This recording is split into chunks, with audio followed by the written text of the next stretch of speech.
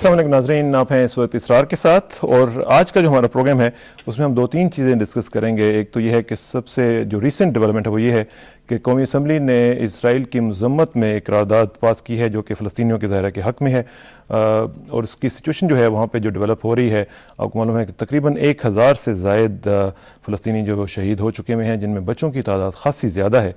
उसका भी हम तज्ज़िया करने की कोशिश करेंगे। साथ साथ आपको मालूम है कि 17वीं तरमीम के बारे में खासी बातें हो रही हैं और आज MQM ने अपना बिल जो है 18वीं तरमीम का वो जमा करा दिया है कौमी असम्बली में, और साथ साथ अब PMLN जो है वो भी पर तोल रही है। उसका भी हम तज्ज़िया करने की कोशिश करेंगे कि इसका क्या इम्पैक्ट पड़ेगा और लेटेस्ट सिचुएशन इस हवाले से क्या है और हुकूमती मौक़िफ़ इस हवाले से क्या है। एक बड़ा ही रिच एंड पर्टिनेंट पैनल हमारे साथ मौजूद है। सबसे पहले तशरीफ़ रखते हैं कमर ज़मान कायरा साहब, federal minister for Kashmir affairs. Kiara साहब आपका बहुत शुक्रिया। उनके साथ तशरीफ़ रखते हैं शाहिद खाकान अब्बासी साहब, फेडरल मिनिस्टर रहे हैं और आजकल मेंबर कौमी असम्बली हैं, पाकिस्तान मुस्लिम लीग नून से मुताल्लिक़ हैं। उनके साथ तशरीफ़ रखती हैं जाना पहचाना नाम खुशबख्श शुजात साहिबा, पहली दफ़ा हमारे प्रोग्राम में तशरीफ़ लाई हैं। कौमी असम्बली की रुकन है और महाजर कौमी मूवमेंट से, मुत्तहिदा कौमी मूवमेंट से ताल्लुक़ है और एक रिनाउंड एंकर भी रही हैं, इसलिए जो सवाल मैं करूँगा उन्हें शायद पहले से ही पता होंगे। कायरा साहब से शुरू करते हैं। कायरा साहब, एक तो ये कि अभी जो करारदाद मज़म्मत कह लें उसको या जो भी वो पास हुई है, उसके साथ साथ मुझे बताइएगा कि हुकूमत करारदाद से बढ़कर फ़लस्तीनियों की मदद के लिए क्या कर रही है। इसरार साहब, आज कौमी असम्बली में एक मुतफ़िक़ा करारदाद पास की गई है।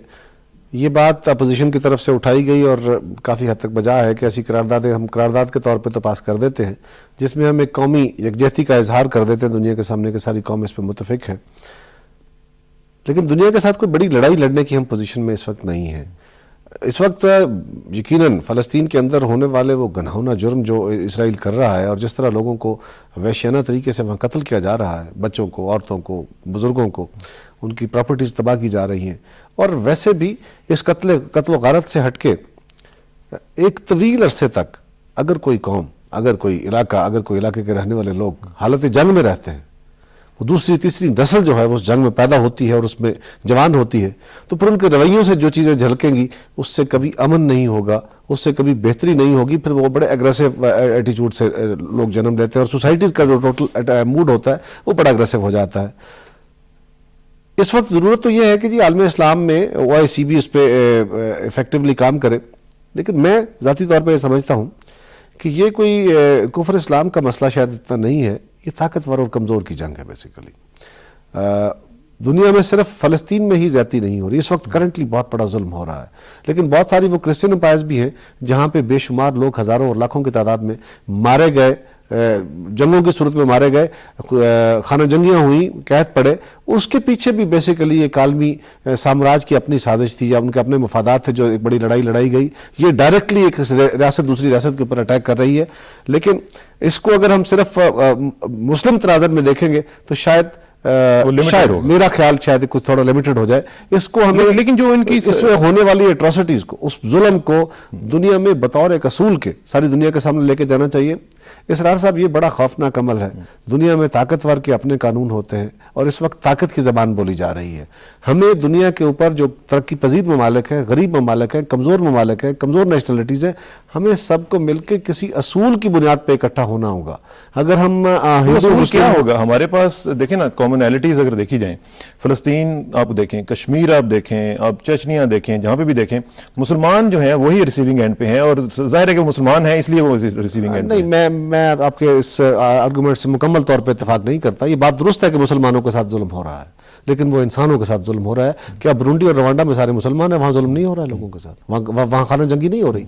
इस निज़ाम को इस तनाजुर से बाहर निकाल के देखने की ज़रूरत है। ये एक आलमी जो ओवरऑल स्ट्रक्चर है, ये इस वक्त आज भी उतना ही खौफनाक तरीके से एक साम्राज्य के हाथ में बंधा हुआ है कि ताकतवर जो चाहता है वो चाहता है किसी को वीटो कर देता है, चाहता है किसी को टेबल नहीं होने देता और अपने मुफादात के तहत जिस रियासत को चाहता है उसको सपोर्ट करता है। उसका फिर नतीजा ये भी तो निकलता है ना कि जब कमज़ोर को आप बिल्कुल अगेंस्ट द वॉल लगा देते हैं तो फिर यही सिलसिले शुरू हो जाते हैं, खुद कुछ हमले होते हैं। फिर मैंने तो पहले गुजारिश की है कि जो कौम 2-3 नस्लें जिसकी حالت جنگ میں پیدا ہوتی ہے اور جوان ہو کے یا اگلی نسلیں پیدا کر لیتی ہے، وہ پھر اقوام کے رویے جو ہوتے ہیں ان قوموں کے وہ بڑے خوفناک ہوتے ہیں اور اس سے کبھی بہتری کی طرف نہیں جایا جا سکتا. ان قوموں کو پیسیفائی کرنے میں بڑا وقت لگتا ہے. اس وقت دنیا کے اندر ایک جوڈیشس نظام کی ضرورت ہے. آج دنیا کا نظام جوڈیشس نظام نہیں ہے اور ہمیں اس بڑے نظام کی طرف جانا ہوگا. مسلمان آپس میں نہیں لڑ رہے کیا؟ پاکستان کے اندر لڑائی نہیں ہو رہی کیا؟ دنیا میں باقی ملکوں کے اندر لڑائی مسلمانوں کی نہیں ہو رہی؟ ہندوؤں کی لڑائی آپس میں نہیں ہو رہی کیا؟ دنیا میں کرسچنز کی لڑائی آپس میں نہیں ہو رہی؟ میرا ذاتی خیال ہے کہ اس کو اگر ہم ہندو مسلم یا کسی ریلیجس پرسپیکٹو میں لے کے جاتے ہیں تو شاید اس کی اتنی افیکٹونیس نہیں رہتی. ہمیں دنیا میں ایک بڑے اصول کے تحت لے کے آنا چاہیے. میں پوچھوں گا بس قائد صاحب نے جو بات کی ہے اس میں بیسیکلی وہ کہہ رہے ہیں کہ یہ it's not a perfect world. یہاں پہ امپرفیکٹ چیزیں بہت زیادہ ہیں اور جو آئیڈیل لیول پہ جو ورلڈ ہونی چاہیے جو لوگ سوچتے ہیں وہ اس طرح کی نہیں ہے. تو کیا اب مسلمانوں کے لیے پھر آپشنز، اس کا مطلب ہے کہ چونکہ ہم تو ساری دنیا میں کمزور ہیں تو پھر ہمارے پاس آپشنز کیا رہ گئیں؟ دیکھیں ہمیں اپنی طاقت پہ انحصار کرنا پڑے گا اور مسلمان طاقت ہیں. اور میں یہ بھی کہوں گا کہ اگر ہمارے پاس ایٹمی قوت نہ ہوتی آج ہمارا بھی حشر ہوتا. تو اس لیے ہمیں اپنے حالات کو بھی دیکھنا چاہیے. اور فلسطین کا معاملہ اسرائیل کو پتہ ہے کہ اس کو دنیا کچھ نہیں کرے گی. وہ ایک طاقتور ملک ہے، ان کی دنیا میں ایک قوت مانا جاتا ہے. قومی اسمبلی کی قومی سلامتی کونسل جو ہے اس کی آ جاتی ہیں قراردادیں اور وہ 100 قراردادیں موجود ہیں. عرب لیگ نے کنڈیم کیا ہے، OIC نے کنڈیم کیا ہے، UN سیکورٹی کاؤنسل نے کیا ہے، سب نے کیا ہے. وہ ان کو کاغذ ردی کے کاغذ زیادہ نہیں سمجھتے، کہتا نہیں مانتے تو مانتے ہی نہیں ہیں. تو یہ سب جیسے قائد صاحب نے کہا کہ یہ قوت کی جنگ ہے اور آپ کو قوت کا مقابلہ صرف قوت سے کر سکتے. ٹھیک ہے. خوشبخت صاحب آپ اس حوالے سے بحیثیت پارٹی اور انڈیویجول کے طور پر کیا سوچتی ہیں کہ کیا مسلمان جو ہیں وہ ایک جیسے وہ کہتے ہیں فیت اکمپلی ایک اسٹیبلش فیکٹ سمجھ کے اس کو ہضم کر جائیں اور چپ کر کے بیٹھ جائیں، یا کیا آپشنز کیا ہیں ہمارے پاس؟ ابھی جو گفتگو ہوئی قائرہ صاحب نے بھی فرمایا کہ یہ اس کو اس پرسیپشن سے یا اس پراسپیکٹ سے براڈر کر کے دیکھنا پڑے گا کہ کیا یہ صرف ایک اسلام اور کفر کی جنگ ہے. تو دیکھیں یہ اسلام اور کفر کی جنگ تو ازل سے جاری ہی ساری ہے ہر جگہ. وہ جو شعر ہے کہ ستیزہ کار رہا ہے ازل سے تا امروز، چراغ مصطفی سے شرار بولہبی. تو یہ تو جنگ جاری ہے اور رہے گی. یہ دراصل ایک ظالم و مظلوم کی جنگ ہے اور اس میں ہر جگہ جہاں کہیں بھی تشدد ہے، جارحیت ہے، ظلم ہے، اس کے خلاف آواز اٹھانا بہت ضروری ہے. یہ کہنا کہ قراردادیں تو پاس ہوتی رہتی ہیں، ٹھیک ہے، پریشر آتا ہے، بات ہوتی ہے، کم از کم آپ یہ تو ریکارڈ پہ لاتے ہیں کہ آپ کا دل بھی فلسطینیوں کے ساتھ دھڑک رہا ہے، آپ بھی ان کے دکھ میں شریک ہیں، آپ بھی ان کے لیے پریشان ہیں. عملی طور پر یہ تو نہیں ہو سکتا کہ ظاہر ہے ہم اس جنگ میں خود جا کر کود پڑیں اور جنگ میں شریک ہو جائیں. آپ نے ابھی پوچھا تھا نا کہ عملی طور پر حکومت کیا کر رہی ہے. تو حکومت تو پارلیمنٹ کی زبان میں بولتی ہے نا. آج جس طرح پارلیمنٹ میں قرارداد مذمت پاس کی گئی اور جس طرح اپوزیشن نے اس بات کو اٹھایا، بابر اعوان صاحب نے قرارداد پیش کی، میں نے بھی وہاں اپنے چند الفاظ کہے تھے تقریر میں اور میں نے وہاں یہی بات کہی تھی جو ابھی آپ پوچھ رہے ہیں کہ یہ ایک ظالم اور مظلوم کی جنگ ہے. لیکن وہاں پھر حق کی آواز تو بلند کرنا ہے.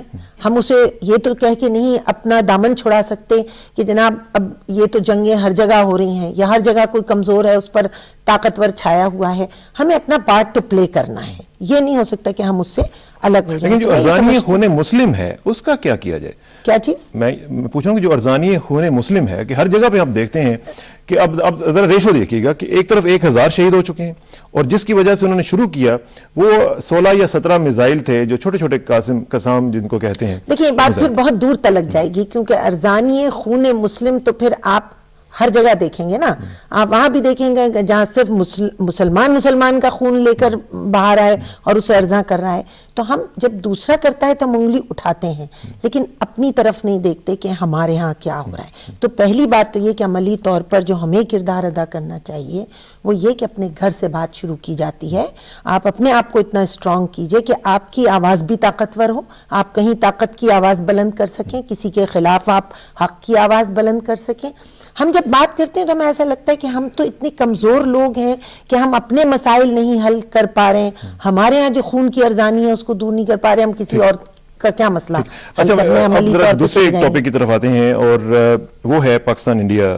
قائد صاحب ایک تو یہ ہے کہ ہم دیکھ رہے ہیں کہ بھارت نے ممبئی بلاسٹ کے بعد جو پریشر ہے وہ بدستور قائم رکھا ہوا ہے اور روزانہ کوئی نہ کوئی ان کی طرف سے اسٹیٹمنٹ آ جاتی ہے.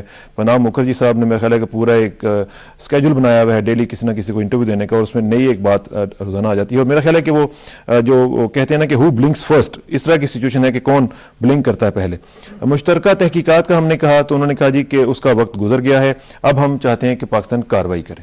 ابھی کیا صورتحال ہے؟ ہم اسی طرح کی اسٹیٹمنٹ سنتے رہیں گے یا ایک کہیں نہ کہیں لیٹ اپ اس کے حوالے سے آئے گا؟ دیکھیں اسرار صاحب, پہلے والے سوال پہ میں چھوٹا سا کمنٹ ضرور کرنا چاہوں گا. میں آج بھی اس بات کا گماز ہوں, چھوٹی چھوٹی آوازیں بڑی آوازیں بنتی ہیں. چھوٹے چھوٹے کمزور طبقات کو مل کے ایک دوسرے کے ساتھ کندھے سے کندھا ملانا چاہیے, اور یہی بڑی طاقتوں کے خلاف, کسی سماج کے اندر بڑی طاقت کے خلاف یا دنیا کی کسی بڑی طاقت کے خلاف یہی ایک رستہ ہو سکتا ہے. ان فورمز کو ہمیں ایجیٹیٹ کرنا ہوگا. لیکن میں پھر آپ سے یہ گزارش کروں گا کہ اگر آپ عالم اسلام کو اکٹھے کرنے کی بات کریں گے, اگر آپ کہیں گے کہ مسلمانوں کو اکٹھا ہونا چاہیے, مسلمانوں کو اپنی طاقت دکھانی چاہیے, تو اس کے اندر بہت سارے سوال اور بھی پنہاں ہوں گے. آپ پھر یہ بھی کہیں گے ساتھ ہی ساتھ کہ آپ کے سوال کے تحت پھر ہندوؤں کو بھی اکٹھا ہونا چاہیے, پھر عیسائیوں کو بھی اکٹھا ہونا چاہیے, پھر یہودیوں کو بھی اکٹھا ہونا چاہیے. یہ ایک رول ہے نا جی پھر ساری دنیا کا. میرا سوال یہ ہے کہ آپ اس کو ایک اصول کے طور پہ, جہاں بھی جبر اور جہاں بھی ظلم اور جہاں بھی ذلت ہے, اس کو اوورآل کنڈیم کرنا چاہیے, اس کی مذہبی تقسیم سے ہٹ کے. یہ ضروری عمل ہے. ہاں, اس وقت اس کا مسلمان شکار ہے, یقیناً مسلمان اس پہ زیادہ فوکس پہ ہے سامنے. جہاں تک آپ نے فرمایا کہ ہندوستان کے ساتھ اس وقت جو ہمارے تعلقات ہیں, جس دن سے یہ انسیڈنٹ ہوا ہے, حکومت پاکستان بڑے تحمل کے ساتھ, بڑی بردباری کے ساتھ, بڑا پریشر بھی آیا, آپ نے بھی بڑا پریشر ڈالا, ہمارے اور بہت سارے لوگوں نے پہ یہ دباؤ رکھا کہ جی آپ بڑی کمزور زبان بولتے ہیں, آپ تو جھکے ہوئے ہیں, آپ تو ہندوستان کے آگے جی بالکل بکے ہوئے ہیں, آپ پتہ نہیں کمزور ہیں. لیکن ایک اگریو پارٹی تھی, ان کے ہاں ایک بہت بڑا حادثہ ہوا تھا, اس کو ساری دنیا نے کنڈیم کیا, ہم نے بھی کنڈیم کیا, اور ہم تو خود دہشت گردی کا شکار, ایک بہت بڑا ملک ہے جس پہ جو سب سے بڑی دہشت گردی ہے وہ ہمارے اپنے ہاں ہو رہی ہے. ہم الزام برائے الزام میں نہیں جانا چاہتے. اگر وہ اگریسو ہو گئے تھے, دنیا ایک وقت ان کے ساتھ کھڑی ہو گئی تھی یا ان کے ہاتھ میں اوپینین آ گیا تھا, ہم نے گریجولی ساری دنیا کو اصل صورتحال سے آگاہ کیا, اور ہم نے بالکل یہ بات نہیں کہی. ہم نے پہلے دن سے کہا کہ جی پاکستانی اسٹیٹ کا کوئی انسٹیٹیوشن, کوئی آرگنزم انوالو نہیں ہے. ہاں, نان اسٹیٹ ایکٹرز تو پاکستان کے اندر لڑ رہے ہیں. آج پاکستان کی اپنی افواج کے ساتھ, آج پاکستان کی اپنی لا انفورسنگ ایجنسیز کے ساتھ جو لوگ لڑ رہے ہیں وہ کوئی اسٹیٹ ایکٹرز نہیں ہیں, اور اس میں باہر کے ملکوں کے بھی لوگ آئے ہوئے ہیں. اور آج ہم ان کو ریاستوں کو الزام دینا شروع کر دیں کہ جی آپ کے شہری یہاں پہ آ کے یہ کام کر رہے ہیں, لہذا آپ اس کے قصوروار ہیں. تو ایک پہلو اس کا ہندوستان کا رویہ تھا. اب یہ بات ہے کہ ہندوستان نے کیا عملی طور پہ ہمارے خلاف کوئی قدم اٹھایا ہے؟ پاکستان جنگ نہیں چاہتا, پاکستان جنگ اوائڈ کر رہا ہے, پاکستان جنگ اوائڈ کرنا چاہتا ہے. ہمیں ہر حال میں جنگ سے بچنا ہے, اس لیے کہ جنگ کسی گھر میں ہو, جنگ کسی سماج میں ہو, جنگ ملکوں کے درمیان ہو, جنگ کبھی مسائل کا حل نہیں ہو. ٹھیک, اس کے ہندوستان سے بھی کے لیے بھی عذاب ہوں گے, پاکستان کے لیے بھی عذاب ہوں گے. اگر ایک وقت میں غصے میں انہوں نے کچھ باتیں کی ہیں, جب تک وہ کچھ عملی اقدام کی طرف نہیں جاتے, ہمیں اس پہ کوئی اگریسو ہونے کی ضرورت نہیں ہے. وہ جو زبان بول رہے ہیں, ہم اس کے اوپر پوری دنیا کے سامنے اپنا پوائنٹ آف ویو رکھ رہے ہیں, ڈپلومیٹک سرکل کے ذریعے بھی, حکومت بھی اپنا جو فورمز ہیں ان کو بھی ایڈریس کر رہی ہے. اب اس کے اوپر کہ جی ہمیں جواب دینا چاہیے بڑے اگریسو موڈ میں, ہمیں یہ کرنا چاہیے. ہم اپنے طور پہ اگریسو نہیں ہیں, ہم اپنے دفاع کا حق رکھتے ہیں اور دفاع کی صلاحیت بھی رکھتے ہیں. اس بات سے ساری دنیا آگاہ ہے. پاکستانی قوم ایک غیرت مند قوم ہے, اور ہماری افواج اور ہماری حکومت اور پاکستانی پوری قوم جو ہے وہ اپنے دفاع میں پوری طرح چوکس ہے. لیکن اگر ان کے ٹروپس موبلائز کر رہے ہوں اور ان کی تیاریاں جو ہیں وہ اس طرف بڑھ رہی ہوں کہ جو وہ دھمکیاں بھی دے رہے ہیں, تو ہمیں میرا خیال ہے کہ اس کا تھوڑا سا اسرار صاحب بعض باتیں ہائپ کریٹ کیے بغیر بھی کی جا سکتی ہے. اگر کسی طرف سے کوئی ٹروپس موومنٹ ہوگی تو ہماری افواج کو سوئی ہوئی نہیں ہے, ہمارے لوگ بھی جاگ رہے ہیں, ان کی بھی آنکھیں کھلی ہوئی ہیں, وہ ساری خبر رکھ رہے ہیں, اور اس کے مطابق جو پاکستان کی ریکوائرمنٹ ہے پاکستان کے دفاع کی, اس سے نہ حکومت غافل ہے نہ ہماری افواج غافل ہے. وہ بالکل اس کو, لیکن اس کو بتانا کہ جی ہم بھی یہ کر رہے ہیں, ہم بھی وہ کر رہے ہیں, اس سے ایک ہائپ کریٹ ہوگی جس کی ضرورت نہیں, جو آپ نہیں کرنا چاہتے ہیں. ضرورت نہیں ہے اس کی. اس عمل کو ہمیں ٹھنڈا کرنا ہے. میں اس مزید بات کروں گا, لیکن ایک بریک کا وقت آن پہنچا ہے. بریک کے بعد واپس آتے ہیں تو میں خاقان عباسی صاحب سے ذرا پوچھوں گا کہ ورلڈ لیول پہ جو ہماری ایک تھوڑے سے ڈبل سٹینڈرڈز جو نظر آتے ہیں اس کے حوالے سے ان کی پارٹی کیا کر رہی ہے. After this break.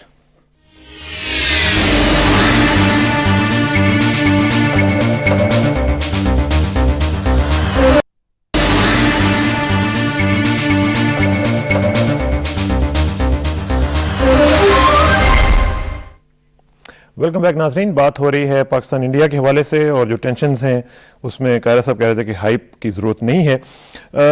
بھائی صاحب اس میں ایک چیز جو ہے وہ بڑی امپورٹنٹ ہے اور وہ مجھے گیلانی صاحب کی اسٹیٹمنٹ یاد آ رہی ہے. انہوں نے کہا کہ جو ممبئی کا نوحہ پڑھنے والے ہیں انہیں کشمیر اور فلسطین میں بہتا ہوا خون کیوں نہیں نظر آ رہا, اور میریٹ میں جب جو ہلاکتیں ہوئی تھیں وہ کیوں نہیں ان کو نظر آتی. تو اس میں جو انڈیا کا جو پوائنٹ آف ویو ہے اس کو بائی کرنے والے تو بڑے جلدی سامنے نظر آ جاتے ہیں. جو ہمارا پوائنٹ آف ویو ہے, ہماری سینسٹیوٹیز ہیں, اور جس طرح قاہرہ صاحب نے کہا کہ ہم تو بڑا سفر کر رہے ہیں اس حوالے سے, وار آن ٹیرر کے حوالے سے, تو وہ کیوں نہیں نظر آتی. اس میں آپ کے پاس, آپ کی لیڈرشپ کے پاس جو بھی ڈگنیٹری پاکستان میں آتا ہے وہ آپ سے ملتا بھی ہے, کیا آپ کی قیادت ان کو یہ باتیں سمجھانے میں کامیاب ہوتی ہے؟ جی بالکل. دیکھیں اس میں بنیادی بات یہ ہے کہ جو کچھ ممبئی میں ہوا اس کی کوئی شخص بھی تائید نہیں کر سکتا, لیکن یہ الزام ٹھہرانا کہ اس میں پاکستانی حکومت ملوث ہے یا پاکستانی ادارے ملوث ہیں یا پاکستان کے عوام ملوث ہیں, تو ان باتوں میں کوئی حقیقت نہیں ہے اور ہمیں انہی باتوں کی نفی کرنی ہے ورلڈ اسٹیج پر. انڈیا بدقسمتی سے یقیناً نقصان ان کا ہوا, اس میں کوئی شبہ نہیں ہے, لیکن وہ اس کو ایک پولیٹیکل ایڈوانٹیج یا دنیا میں ایک سمپتھی گین کرنے کا ایک طریقہ بنا رہے ہیں کہ ایک طرف لوکلی ملٹری ہائپ بھی ہے کہ ملٹری موو کر رہی ہے, ہم سرجیکل سٹرائک کریں گے, ساتھ ساتھ دنیا کو ایک اور شکل دکھائی جاتی ہے. تو ہمیں ان چیزوں کی نفی کرنے کی ضرورت ہے, اور وہ نفی صرف اگر ہم یونائٹڈ ہوں گے تو ہو سکتی ہے. آج جیسے ریزولوشن یونینیمسلی پاس ہوا, تو یہ ہمیں دنیا کو ایک یونائٹڈ فیس دکھانے کی ضرورت ہے. اور اسی لیے ہم تو, میں اس کو ایک اور طرف لے جاؤں گا جو کہ 18ویں ترمیم ہے. ہماری جو جماعت ہے وہ پہلے دن سے یہی بات کر رہی ہے کہ ہمیں ان چیزوں کو ختم کرنا ہے جو 17ویں ترمیم میں جنرل مشرف لائے تھے.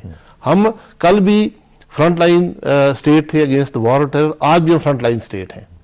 سب سے زیادہ نقصان اس پوری جنگ میں کس کا؟ وہ پاکستان کا ہوا, اور آج ہمیں ہی مورد الزام ٹھہرایا جا رہا ہے. تو یہ بڑی بدقسمتی ہے. تو 17ویں ترمیم پہ کیا لیٹسٹ ڈیٹیلز ہیں آپ کی؟ دیکھیں جی, ہمارا تو اس میں بڑا سمپل پوائنٹ آف ویو ہے کہ, اور جو میثاق جمہوریت میں حصہ تھا کہ کانسٹیٹیوشن کو 12 اکتوبر 99 پہ واپس لایا جائے, سوائے 4 چیزوں کے جن کا میثاق جمہوریت میں ذکر تھا. ایک جوائنٹ الیکٹریٹ تھا, سیٹوں کی بڑھانے کا مسئلہ تھا, ویمن سیٹس کا مسئلہ تھا, اور ووٹر کی ایج کو کم کرنے کا تھا. باقی ایشوز سیکنڈری ہیں. 17ویں ترمیم میں جو بھی جنرل مشرف نے کیا وہ انہوں نے اپنی ذات کو طاقت دینے کے لیے کیا کہ ہم اپنے جو اقتدار میں ان کو طوالت مل سکے. ہمیں اس چیزوں کو ختم کرنے کی ضرورت ہے. اور آج جب یہ ایشو سامنے آئے ہیں تو وہی باتیں سامنے آ رہی ہیں کہ اگر ملک کے اندر اقتدار 2 جگہ میں تقسیم ہوگا, صدر میں اور وزیر اعظم میں, تو یقیناً پرابلمز پیدا ہوتے ہیں جو کہ اس حالات میں آپ کو نظر. لیکن آپ کی پارٹی نے ابھی تک جمع نہیں کرایا بل, اپنا ترمیمی بل جو ہے. جی ہم تو ایک بنیادی جو انسپرٹ جو بات ہے اور جس پر ایگریمنٹ ہو چکا ہے, میثاق جمہوریت میں ایگریمنٹ موجود ہے, اور ہم اسی کو بیس بنا کر یہ بل لائیں گے. میں پوچھ رہا ہوں کیونکہ بات چھڑ گئی ہے 17ویں ترمیم کی, تو آج آپ نے تو جمع کروا ڈالا ہے. جی بالکل. اور اس میں جو بنیادی نکات ہیں ان کے بارے میں تھوڑا سا بتائیں گی ذرا. اصل میں ایک تو یہ کہ اس میں جو بنیادی نکات ہیں اس میں وہ تمام باتیں جو 1973 کے آئین سے چلیں, اور اس میں سب سے امپورٹنٹ چیز تھی انتہائی مرکزیت کا خاتمہ, صوبوں کی خود مختاری. یہ دراصل بل جو ہے یہ آج کا نہیں ہے, اس پہ جو متحدہ قومی ایونٹ نے کام کیا یہ 3 سال پہلے کی بات ہے, اور اس پر کام ہوا اور اس کو تیار کیا گیا, اس پر بڑی محنت ہوئی اور اسمبلی میں پیش بھی کیا گیا. لیکن اس دفعہ اس اسمبلی میں اس کو باقاعدہ طور پہ باضابطہ طور پر اس بل سے یہ لگ رہا ہے کہ آپ سٹرونگ سینٹر کے حق میں نہیں ہیں. آپ کہتے ہیں کہ جو فیڈریٹنگ یونٹس ہیں وہ سٹرونگ ہوں گے. 1973 کا جو آئین بنا تھا اس کے تحت بھی یہی بات تھی کہ 10 سال کے اندر وفاق سے صوبوں کو منتقل کر دیا جانا چاہیے اختیارات, اور اس میں سے دفاع ہے, امور خارجہ ہے, خزانہ ہے, یہ آپ وفاق کو دے دیں. میں اس میں تھوڑا سا چارٹ آف ڈیموکریسی کی آپ نے بات کی ہے, میں تھوڑا سا قاہرہ صاحب کی خدمت میں پیش کروں گا کہ قاہرہ صاحب اس میں جو چارٹ آف ڈیموکریسی ہے اس کے الفاظ میں آپ کو یاد دلاتا ہوں. The 1973 Constitution as on 12th October 1999 before the military coup shall be restored with the provisions of joint electorates, minorities and women reserved seats on closed party lists in the parliament, the lowering of the voting age and the increase in seats in parliament and the legal framework order 2000 and the 17th constitutional amendment shall be repealed accordingly. اب اس میں مجھے بتائیے گا کہ M Q M کی طرف سے بل آ گیا ہے, پی ایم ایل این کا بھی شاید آنے ہی والا ہے, تو حکومت اس حوالے سے کیا موقف رکھتی ہے؟ جی اسرار صاحب, پہلی گزارش یہ ہے کہ اس پارلیمان کے کسی بھی ممبر کو یہ حق حاصل ہے اور کسی بھی جماعت کو یہ حق حاصل ہے کہ وہ لیجسلیشن ہو, آئینی امینڈمنٹ ہو, وہ من حیث الجماعت یا من حیث الممبر جو بھی انڈیویجولی بلانا چاہے تو لا سکتے ہیں, اور یہ ایک اچھا عمل ہے. ساری جماعتیں اپنا اپنا نقطہ نظر جو ہے اپنے نقطہ نظر کے مطابق بل لا رہی ہیں. ہمارا پہلے دن سے یہ موقف تھا, مسلم لیگ نواز کے ساتھ مل کے, باقی جماعتوں کے ساتھ مل کے بھی, جب سے پرویز مشرف صاحب کی گورنمنٹ کے خلاف ہمارا ایک موومنٹ چلی تھی اس پہ کہ ہمیں 1973 کے آئین کو اس کی اصل روح کے مطابق بحال کرنا. ٹھیک, یہ بنیادی ہمارا نعرہ تھا ساری جماعتوں کا, یہ most of the political parties تھے ان کا. اب اس عمل میں ہم نے پہلے دن سے یہ بات کی تھی, اور یہ سارا جو اس کے پوائنٹس تھے جو ہم چاہتے تھے کہ 1973 کے آئین میں صرف 17ویں ترمیم نہیں, اس سے پہلے جو ترامیم تھی 16, ان ترامیم کے ذریعے بھی اس کی شکل کو کچھ نہ کچھ جو اس پہ اعتراضات موجود تھے, تو سارا اوور آل جو سٹرکچر ہے صرف یہ نہیں کہ 17ویں ترمیم میں جو خرابیاں ہوئیں ان کو دور کر دیا جائے, اس سے پہلے ترامیم کے اندر بھی کوئی اگر خرابیاں تھیں جس سے 1973 کا آئین جو ایک وفاقی پارلیمانی نظام میں حکومت والا آئین تھا, ایک وفاقی مملکت کا آئین تھا, ایک فیڈریشن کا آئین تھا, ایک نیشنل اسٹیٹ کا آئین نہیں تھا, کنفیڈریشن کا آئین نہیں تھا, اس آئین کے اصل روح کو بحال کیا جائے. تو وہ تقریباً مجھے ایگزیکٹلی نہیں یاد, کوئی 200 کے قریب پوائنٹس ہیں جس پہ ایک ڈیبیٹ چھیڑی گئی تھی کہ ان سارے پوائنٹس کو ایڈریس کیا جائے. یہ معاملہ درست ہے کہ اب تک وہ معاملات تیزی سے اس کو عمل کرنا چاہیے تھا, اس کو اور تیزی سے آ جانا چاہیے تھا, اب تک یہ ٹیبل ہو جانا چاہیے تھا. حکومت اپنے اس سارے مسودہ کو ہم بھی پیش کریں گے, یقیناً باقی جماعتیں بھی کریں گی, اس پہ ڈیبیٹ ہوگی, اور جو بائی اینڈ لارج ساری جو پارلیمان ہے جس پہ اتفاق رائے کرے گی, اور اس پہ ہمارا ساری جماعتوں کا مور اور لیس سبھی کا اتفاق رائے ہے کہ ہمیں 1973 کے آئین کو اس کی اصل روح کے مطابق بحال کرنا ہے. اس لیے کہ پاکستان کی فیڈریشن کا, پاکستان ایک فیڈریشن ہے, 4 صوبوں کا یہ حصہ داری ہے, بھائی چارہ ہے, یہ اس کی بائنڈنگ فورس آئین ہے. تو کسی ایک بل کے اوپر آپ اتفاق نہیں کر سکتے, پی ایم ایل این کا یا جس کوئی حتمی کوئی عقل نہیں ہوتی. پارلیمان کے اندر اجتماعی شعور کی بات کی جاتی ہے, ساری جماعتیں اپنا اپنا نقطہ نظر لے کے آ رہی ہیں. کسی بل پہ اتفاق رائے ہو سکتا ہے, کل حکومت کے بل پہ اتفاق رائے ہو سکتا ہے, ان سبھی بلوں کو کلب کیا جا سکتا ہے. آپ بل لا رہے ہیں, جب حکومت بھی اپنا, ہم تو پہلے پہ اس سے کام کر رہے ہیں, اور اب یہ بل آ رہے ہیں, اس پہ حکومت کا ساتھ ہوتا ہے. اس سے پہلے بھی کئی مختلف ایشوز پہ مختلف جماعتیں اپنے بل لاتی ہیں. لیکن میں ایک بات تھوڑی سی وضاحت کرنا چاہتا ہوں, کافی وقت میں نے لے لیا میں اپنے باقی ساتھیوں کا بھی. میں صرف یہ وضاحت کرنا چاہتا ہوں اسرار صاحب, ایک پہلو بڑا سوچ کرنے والا ہے. اس وقت پاکستان کو بہت سارے کرائسس کا سامنا ہے. سب سے بڑا کرائسس سے کوئی شک نہیں ہے, سب سے بڑا کرائسس پاکستان کا آئینی کرائسس ہے, اس میں کوئی دوسری رائے نہیں ہے. ان آئینی ترامیم کو, ان آئینی لکوناز کو دور ہونا چاہیے, دوسری کوئی رائے نہیں ہے. اس کو جلد از جلد دور ہونا چاہیے, دوسری کوئی رائے نہیں ہے. لیکن میرا فوری طور پہ جو آج کرنٹ ایشوز کے اوپر ہے, اس وقت جو 17ویں ترمیم میں جو چیزیں ہم فوری طور پہ خاتمہ کرنا چاہتے ہیں وہ ہے صدر اور وزیر اعظم کے اختیارات میں توازن کا. وہ کیا ہے؟ 58(2)B, وہ گورنرز کی اپوائنٹمنٹ ہے, وہ چیفز کی اپوائنٹمنٹ ہے, وہ ججز کی اپوائنٹمنٹ ہے. اس طرح کے 5-6 اختیار ہیں جو سب سے زیادہ اریٹنٹ محسوس کیے جاتے ہیں اختیارات کے توازن میں.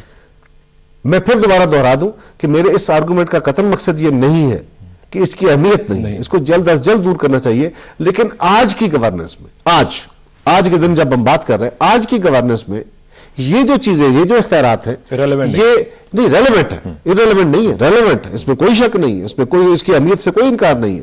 لیکن آج کی کیفیت میں یہ ہمارے ڈیسیژن میکنگ میں رکاوٹ نہیں ہے. یہ وزیر اعظم صاحب کا اور صدر صاحب کا ایک ہی جماعت سے ہونا, اس کو میں یہ بات بالکل بار بار یہ کہہ رہا ہوں کہ ابھی تک ہو جانا چاہیے تھا, اور ابھی بھی اس کو ایز کوئک ایز پاسبل ہونا چاہیے. لیکن اس کی وجہ سے کوئی ہمارا اس وقت کوئی ٹسل نہیں ہے, کوئی ٹسل نہیں ہے. لیکن ہمیں یقیناً اپنے آئین کو, بیسیکلی یہ کہہ رہے ہیں کہ جو ضروری معاملات ہیں ان کو پہلے نمٹا لیا جائے. ہم ان پہ بھی کر رہے ہیں کام. میں صرف یہ کہہ رہا ہوں کہ اس کی وجہ سے پاکستان کا اس وقت تو عمل نہیں رکا ہوا, لیکن ہم اس کو فوری طور پر ایڈریس کر دینا چاہیے. پتہ نہیں ہوتا حالات کا, اور انشاءاللہ تعالی حکومت نے بھی چلنا ہے. یہ ہمارا اس وقت جو صورتحال, اس میں کوئی پرابلم بھی نہیں ہے. لیکن اس وقت پاکستان کو دیگر جو چیلنجز سے جو جب سے ہماری حکومت آئی ہے اس کی وجہ سے کچھ ڈیلے ضرور ہوا ہے. لیکن اس ڈیلے سے معذرت کے ساتھ ایک کوسچن باقی پینلسٹ کے معذرت کے ساتھ, اس میں پھر یہ بھی سوال اٹھتا ہے کہ جب ٹسل نہیں ہے پریزیڈنٹ اور پرائم منسٹر میں تو پھر یہ بھی ایک فائدہ اٹھایا جا سکتا ہے اس ہارمونیس ریلیشن شپ میں کہ فوراً اس طرح کے کام نمٹا دیے جائیں. دیکھیں اظہار صاحب میں نے گزارش کی نا کہ ہم تو 200 پوائنٹ سے تقریباً 200 پوائنٹ سے مجھے ایگزیکٹلی میں فگر نہیں بتا سکتا وہ جو ہے ٹوٹل اوور آل ہم ریسٹرکچرنگ کرنا چاہتے ہیں. ہم یہ نہیں چاہتے کہ سپرفیشل کر کے لوگوں کو کہیں جی دیکھیں ہم نے پرویز مشرف کے فلاں کام ختم کر دیے. ہم پاپولر سینٹیمنٹ کی بات نہیں کر رہے. ہم چاہتے ہیں کہ 1973 کا آئین اپنے اصل روح کے مطابق بحال ہو, اس لیے کہ پاکستان کا وفاق اسی صورت میں بچ سکتا ہے, اسی صورت میں بچ سکتا ہے. میں بالکل کیٹیگوریکلی کہہ رہا ہوں کہ پاکستان کے وفاق کو بچانے کا ایک واحد راستہ یہ ہے کہ 1973 کا آئین اصل روح میں بحال ہو. اس وقت کرائسس کی وجہ سے اگر ڈیلے ہوا ہے تو اس ڈیلے کی میں بات کر رہا ہوں کہ اس ڈیلے میں ان دنوں کے اندر صدر کے اور وزیر اعظم کے اختیارات کا توازن پرابلم نہیں تھا. اس کو ایڈریس کر دینا چاہیے, جلد از جلد کر دینا چاہیے. اور نہیں جی, آئی ڈونٹ ایگری. دیکھیے بنیادی بات یہ ہے کہ اگر آپ پورے آئین کو کھولیں گے تو اس میں بہت سے ایسے نکتے ہیں جس پر بہت سی رائے ہیں.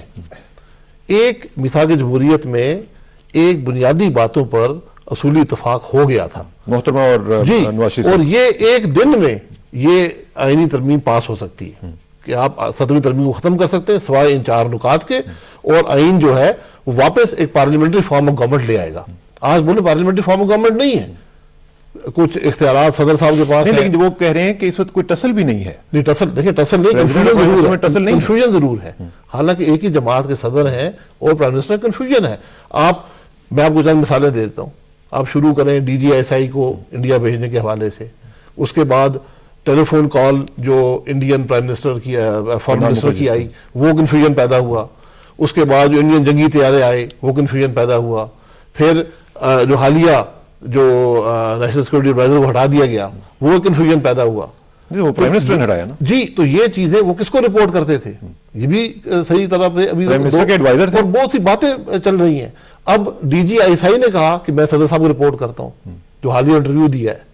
تو یہ کنفیوژن صرف اس لیے ہے لیکن اس کی کلیریفیکیشن بھی آگئی تھی کہ وہ مس رپورٹ ہوئے. دیکھیں کلیریفیکیشن اس وقت نہیں آئیں گی جب آپ آئینی ترمیم کر دیں گے, جب پوری دنیا کو پتا ہوگا کہ یہ پارلیمنٹری فارم آف گورنمنٹ ہے, صدر کی صرف اوور سائٹ کی کیپیبلٹی ہے اور ایگزیکٹو پاور جو پرائم منسٹر کے پاس ہے. اس میں مزید بات کرتے ہیں. میں قاہرہ صاحب میرے خیال کچھ کہنا چاہ رہے ہیں لیکن بریک کا وقت آن پہنچا ہے. قاہرہ صاحب ذرا اپنے تھاٹس کو ذرا ری شیپ کر لیں اور ہم واپس آتے ہیں تو دوبارہ اس بات پہ مزید بات کریں گے, آگے بڑھائیں گے اس کو آفٹر دس بریک.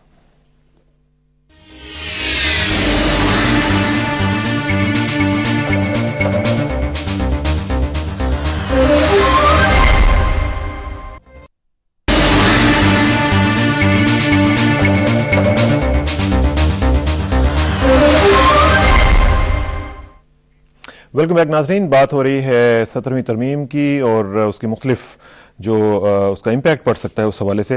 میں قاہرہ صاحب کا رسپانس لینے پہلے ذرا خوشبخت صاحبہ سے پوچھوں گا. خوشبخت صاحبہ, آپ کا جو بل ہے اس میں اور پی ایم ایل این کا بل جو آئے گا اس میں میرا خیال ہے کہ آپ کا پروونشل اٹانومی پہ کچھ زیادہ ایمفیسس ہے اور اس پہ آپ نے زیادہ زور دیا ہے. ہاں, لیکن اس میں جو اور دیگر شقیں ہیں جو بھی جمہوری ایک طرز عمل میں ضروری ہیں وہ ان تمام باتوں پر ہم اتفاق رائے رکھتے ہیں. اور جیسے کہ بھی قاہرہ صاحب نے کہا کہ بل آئیں گے, ہمارا بھی آیا ہے, ان کا بھی آ جائے گا, اگر حکومت پیش کرتی ہے وہ بھی آ جائے گا. اس میں سے بات یہ نکالنا ہوگی کہ جو ملک کی جمہوری قوتوں کی موافقت میں کام ہونا ہے وہ تو اس میں شامل کرنا ہر میرے خیال سے پارٹی کو اس پر کوئی اعتراض نہیں ہوگا. لیکن جو بات اس وقت ہو رہی ہے اس میں ایک عام آدمی کے ذہن میں یہ خیال آ سکتا ہے کہ 1973 کا آئین زیادہ اہم ہے یا میثاق جمہوریت. بات ہم میثاق جمہوریت کے اوپر کرنا چاہتے ہیں یا 1973 کے آئین کو ہم دوبارہ سے اسی طریقے سے بحال کرنا چاہتے ہیں, یا اس میں جو کہا گیا تھا اس پر ہم عمل کرنا چاہتے ہیں, یا جو باتیں آمریت میں نہیں ہو سکتی. جمہوریت آئین کا نیم البدل تو نہیں ہے نا, یہ تو وہ نہیں کہہ رہے ہیں. ہاں, لیکن اگر یہ کہا جائے کہ کیونکہ میثاق جمہوریت میں فلاں بات طے ہو چکی تھی تو اب جو بل آئے گا وہ اس وجہ سے جو نون لیگ لے کر آ رہی ہے کہ جی میثاق جمہوریت میں جو بات ہوئی تھی وہ ابھی تک حکومت نے اس پر عمل درآمد نہیں کیا. جیسے قاری صاحب نے کہا کہ معاملات اس طرح چل رہے تھے کہ اس پر نہیں عمل درآمد اب تک ہو سکا یا اس پر بات نہیں ہو سکی اس پر. میرا کہنے کا مقصد یہ ہے کہ دیکھیے اس وقت ہمیں جن حالات کا سامنا ہے, جو صورتحال ملک کے سامنے ہے اس وقت, جو عوام کی تباہ حالی ہے, اس سب کو ہم نے اس وقت ایک طرف رکھ کے اور ہم بات کر رہے ہیں اس وقت جو صدر اور وزیر اعظم کی, تو صدر اور وزیر اعظم کہیں کوئی دور تو نہیں ہے. وزیر اعظم صاحب تو پارلیمنٹ میں 24 گھنٹے ہمارے سامنے موجود ہیں, ہر وقت وہ وہاں موجود ہوتے ہیں. سوال اٹھانا ہے آپ ان سے سوال اٹھا سکتے ہیں, وہ 1 گھنٹے وہاں لیکن یہ آئینی معاملات بھی تو طے ہونے چاہیے نا. لیکن اس آئینی معاملے کو صرف ایک پارٹی کی حد تک بات نہیں ہونا چاہیے, اس کو ایک مطلب ایک کثیر قومی صورتحال میں ہونا چاہیے. چارٹر آف ڈیموکریسی میں دوبارہ وہ تو دو پارٹیوں کے درمیان طے ہوا ہے, وہ تو آپ کا اور پیپلز پارٹی کا معاملہ ہے, دو اور اس میں پارٹیوں آپ کا کا اور معاملہ ہے پیپلز پارٹی کا ایگریمنٹ ہے. میرا کہنے کا مقصد یہ ہے کہ وہ 2 پارٹیوں کا معاملہ کوئی ہے. بھی نفی نہیں کرے گا, نہیں, نفی کی بات نہیں وہ ہے. نفی کریں گے. جیسے کوئی وہ تو نفی کر رہے ہیں ہم کہہ رہے ہیں کہ جو جمہوریت کے عوامل ہیں, چاہے وہ میثاق جمہوریت کے ہیں, خواہ وہ آگئے آپ کے 1973 کے, اس میں تو کسی کو انکار نہیں ہے نا, کوئی 2 بات ہی نہیں ہے, کوئی اس سے اختلاف رائے نہیں رکھتا. لیکن میثاق جمہوریت 2 پارٹیوں کے درمیان طے ہوا تھا, میں یہ بات کہہ رہی ہوں. اور 1973 کا آئین کیونکہ ایک پوری پارلیمنٹ کا آئین ہے, پوری قوم کے لیے ہے, تو اس کی جن شقوں کو ابھی تک مکمل نہیں کیا گیا اس پر بھی بات پہلے ہونا چاہیے. جو میں نے آپ سے کہا کہ ہمارا اگر بل آیا ہے تو وہ جو اس وقت 1973 میں بات ہوئی آج تک ابھی وہ پوری نہیں ہوئی, درمیان میں اور ہزاروں اس میں ترامیم ہو گئیں. 1973 کا آئین تو لخت ہو گیا. ضیاء الحق صاحب کے زمانے میں تبدیلیاں ہو گئی, پرویز مشرف صاحب کے زمانے میں تبدیلیاں ہو گئی, تو ان تبدیلیوں کو کہاں لے کر جائیں گے آپ؟ ان تبدیلیوں کو کہاں لے کر جائیں گے جی. اور جو چارٹر آف ڈیموکریسی ہے وہ کیا وہ بنیاد فراہم نہیں کرتا 1973 کانسٹیٹیوشن کو ری فریم کرنے کی؟ دیکھیں, چارٹر آف ڈیموکریسی ایک خاص وقت میں 2 پاکستان کی میجر پارٹیز کی لیڈرشپ نے آپس میں بیٹھ کے اپنی قیادتوں کے ساتھ, اپنے ساتھیوں کے ساتھ بیٹھ کے مشاورت سے ایک دستاویز انہوں نے تیار کی کہ پاکستان کو فیوچرسٹکلی چلانے کے لیے جو روڈ میپ ہم نے بنانا ہے, ہمارے پاس ایک لیگل ڈاکومنٹ کے طور پہ ہے, یا ہمارے لیے آئندہ کے جو رستہ بنانا ہے, اس کے اوپر انہوں نے اتفاق رائے کیا. باقی جماعتوں اس کے ساتھ کوئی پابند نہیں ہے. یقیناً یہ بات درست ہے خوش بخت کی, انہوں نے ٹھیک کہہ رہی ہیں وہ کہ باقی جماعتوں کے سامنے ہم وہ رکھ سکتے ہیں, وہ ایگری بھی کر سکتے ہیں, ڈس ایگری بھی کر سکتے ہیں. ہمارا دونوں کا موقف یہ ہے کہ کیونکہ وہ جمہوری رویے ہے, وہ جمہوریت کی باتیں ہیں, وہ جمہوریت کا راستہ ہے جو چارٹر آف ڈیموکریسی میں دیا گیا ہے, لہٰذا ہمیں یقین ہے یا ہمیں اعتماد ہے کہ باقی پولیٹیکل فورسز اس کو ایکسیپٹ کر لیں گی. لیکن اس میں کوئی دوسری رائے نہیں ہے کہ پاکستان کے لیے مقدم جو ہے 1973 کا آئین ہے, وہ ساری جماعتوں, سارے پاکستان کے لوگوں, اور صرف جماعتوں کے لیے نہیں. اسرار صاحب, آئین فیڈریشن کے 4 صوبوں کے لیے ضروری ہے. آئین صرف سمپلی پوری قوم کے لیے, وہی نا جی, پوری قوم کے سارے سیکشن کے لیے اور آپ کے وفاق کے 4 یونٹس کے لیے, وہ ساروں کے لیے ایکسیپٹیبل ایک ڈاکومنٹ ہے. یہ ایک بڑا ڈیلیکیٹ ایشو ہے, بالکل اس میں کوئی دوسری رائے نہیں ہے. پاکستان کے اس وقت جو حالات ہوئے پڑے ہیں, ہم نے آئین کو اصل روح کے مطابق نہیں چلنے دیا. 1973 میں جب آئین بنا گیا طے تھا کہ اس کی جو کنکرنٹ لسٹ ہے اس کا 10 سال بعد خاتمہ کر دیا جائے گا. تو 10 سال بعد کیا خاتمہ ہوا؟ کیا خاتمہ ہوتا آج تک نہیں ہوا. اب سوال یہ ہے, میرے بھائی نے جو بات کہی کہ اس وقت جو کنفیوژن ہے یا جو اس وقت آئین کے اندر بودھ ہے کہ پریزیڈنٹ اور پرائم منسٹر کے اختیارات کی وجہ سے, تو اس میں کچھ مسئلے آئے, جیسے ISI کے چیف کا انہوں نے کہا کہ اس کو رپورٹ کرنے کی بات کی گئی, جیسے صدر صاحب کے جو انہوں نے کہا کہ جی جہاز ان کے ٹیکنیکلی اندر آ گئے تھے. یہ تو بڑی عجیب سی بات ہے, اس سے تو آئین کا کوئی تعلق نہیں ہے. وزیر اعظم صاحب, میں عرض کرتا ہوں, وزیر اعظم صاحب نے وہ بات کی, آج بھی اس ملک کا ایگزیکٹو رول وزیر اعظم صاحب کے پاس ہے. آج بھی اس ملک کے موجودہ جو آئین ہے 17ویں ترمیم والا آئین, اس کے تحت بھی ملک کا چیف ایگزیکٹو وزیر اعظم ہے. کچھ اختیارات وہ ہیں جو اپوائنٹمنٹس کے حوالے سے ہیں, جو الٹیمیٹلی اختیار دیتے ہیں صدر کو, یقیناً صدر کے آفس کو مضبوط کرتے ہیں.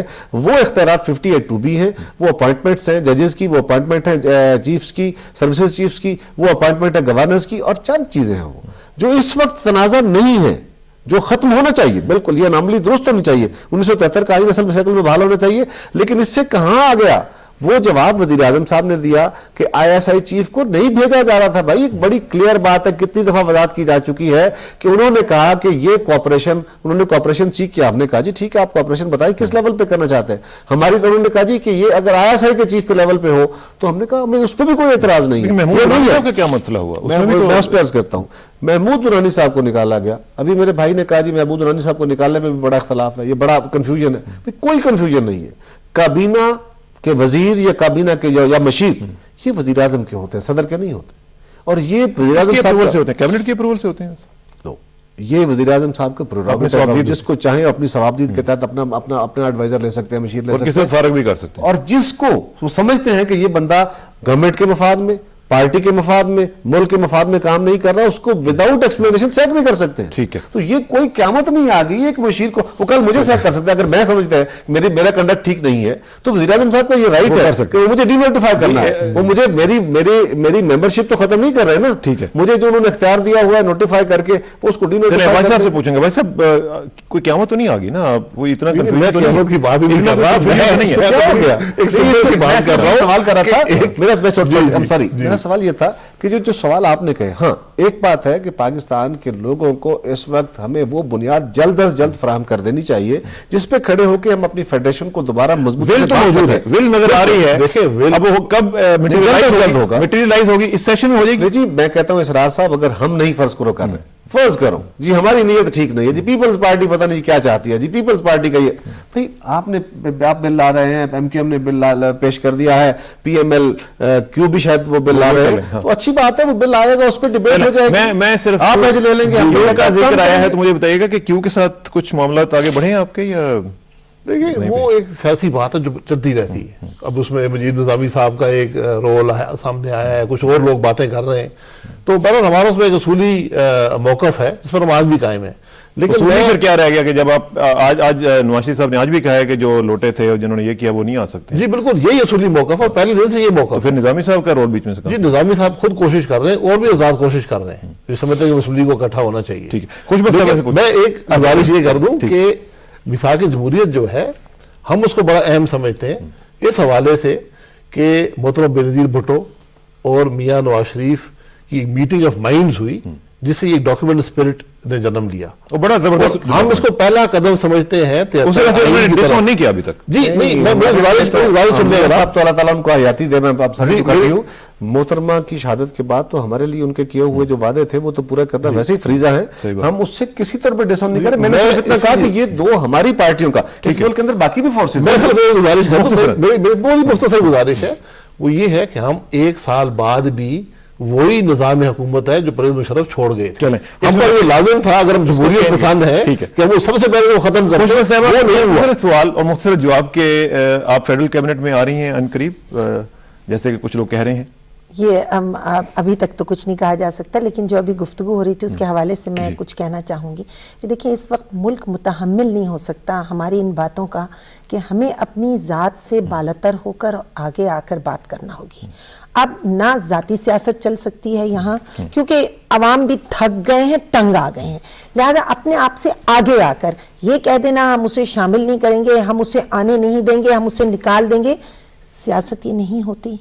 میں اس وقت ان سب کے سامنے شاگرد ہوں سیاست کی, لیکن میں یہ مانتی ہوں اور جانتی ہوں جتنا کچھ پڑھا اور دیکھا کہ آپ سیاست میں کہیں ڈیڈ اینڈ لگا کر چل نہیں سکتے, لیکن جہاں آپ ڈیڈ اینڈ لگا دیتے ہیں وہاں آپ اپنا رستہ خود بند کر دیتے ہیں.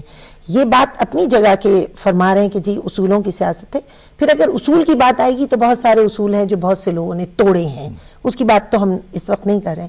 لیکن ملک کی جو صورتحال ہے, اس صورتحال میں ہمیں اپنی ذات سے بالاتر ہو کر, اپنے آپ سے اونچا اٹھ کر اس کی سالمیت کے لیے, اس کی بقا کے لیے بات کرنا ہے. فلاں شخص کے ذاتی کام کی وجہ سے آئین کے اوپر زد آ رہی ہے, یہ سب باتیں اب بہت لوگوں کی سمجھ میں آ گئی. یہ جو ہم ڈسکشن کر رہے ہیں کوئی آج تو نہیں, تو مہینہ بھر سے یہی باتیں چل رہی ہیں, اور اسی پہ بار بار ریپیٹیشن ہو رہا ہے. آپ بھی پوچھ رہے ہیں, ہم بھی جواب دے رہے ہیں. بس صرف واحد ایک فیصلہ کرنا ہوگا.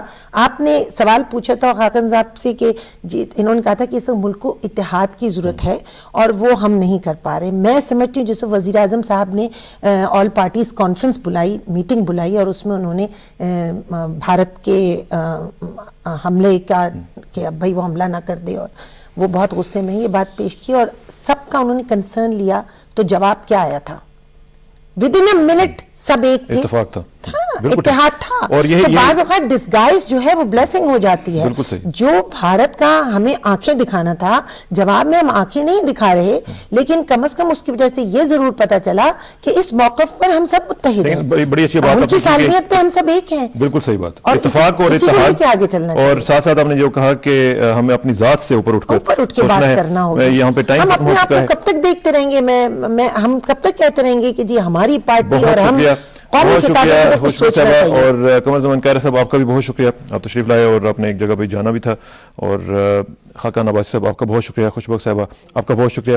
ناظرین, جو بات آخر میں ہوئی ہے کہ ہمیں اپنی ذات سے اوپر اٹھ کر ملک کے لیے سوچنا ہے, اور اللہ کرے کہ ہم اس قابل ہوں اور ڈیلیور کر سکیں جو ہمارا مینڈیٹ ہے اس کو, اور جلد سے جلد ڈیلیور ہو جائے تو زیادہ بہتر ہے. آخر میں دعا کہ میری عزت کے لیے کافی ہے میرے مولا کہ میں تیرا ہی بندہ ہوں, اور میرے فخر کے لیے کافی ہے کہ تو ہی میرا پروردگار ہے. تو بالکل اسی طرح ہے جس طرح میں چاہتا ہوں, مجھے بھی اسی طرح بنا دے جس طرح تو چاہتا ہے. اردم بتومائے خیشرا تو دانی حساب کم و بیشرا. مجھے اسٹار کسانوں کو پرسوں تک کے لیے اجازت دیجیے, پرسوں انشاءاللہ ملاقات ہوگی. اللہ حافظ.